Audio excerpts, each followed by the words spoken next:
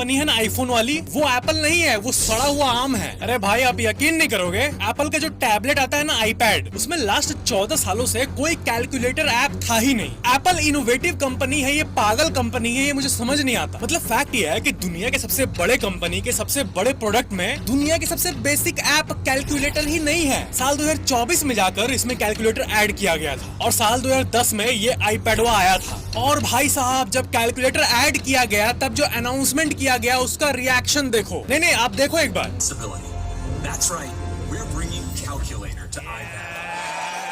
By leveraging what makes iPad सुना आपने क्या बोला? We are bringing calculator to the iPad. बोल तो ऐसे रहा है जैसे कि कोई स्पेसशिप को कंट्रोल करने वाले ऐप को लॉन्च किया है। जब एप्पल कंपनी से पूछा गया कि धरती पे तुम ये क्या कर रहे हो भाई, तो उन्होंने कहा कि वो कुछ खास करना चाहती थी, नॉर्मल कैलकुलेटर नहीं देना चाहती थी। और बाद में रिसर्चर्स ने ध्यान नहीं दिया और 14 साल लग गए बेसिक कैलकुलेटर ऐप को आने में। एप्पल कंपनी की इस घटना के लिए एक ताली तो बनता है। ताली मारो। क्या स्क्रीन पे क्या देख रहे हो? ताली मारो जल्दी।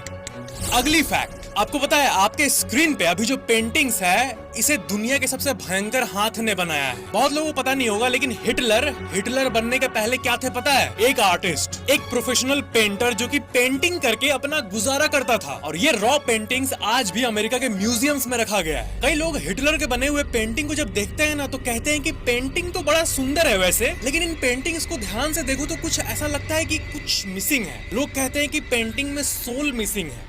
मतलब समझो ना बात को, कहते हैं कि पेंटिंग बढ़िया है लेकिन लाइफलेस सा लगता है। ऐसा लगता है कि किसी साइकोपैथ ने बनाया है इसे, ऐसा फील हो जाता है। क्या आपको फील हो रहा है?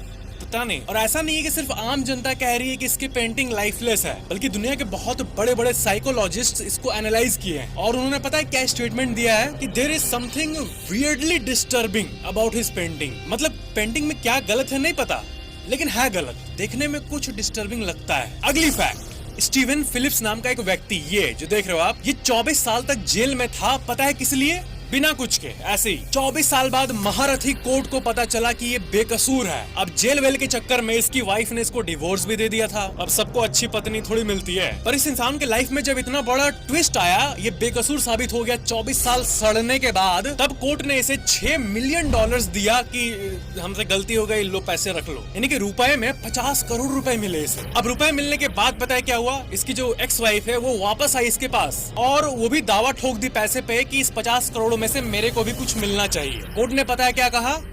पहली फुर्सत में निकल, नाम याद कर लो, स्टीवन फिलिप्स केस। ये केस पूरी दुनिया में एग्जाम्पल सेट किया कि ऐसा नहीं हो सकता। किसी का लाइफ का 24 साल चला गया तो अगर ऐसे व्यक्ति को कंपेंसेशन मिलता है तो कोई भी और उसे क्लेम नहीं कर पाएगा।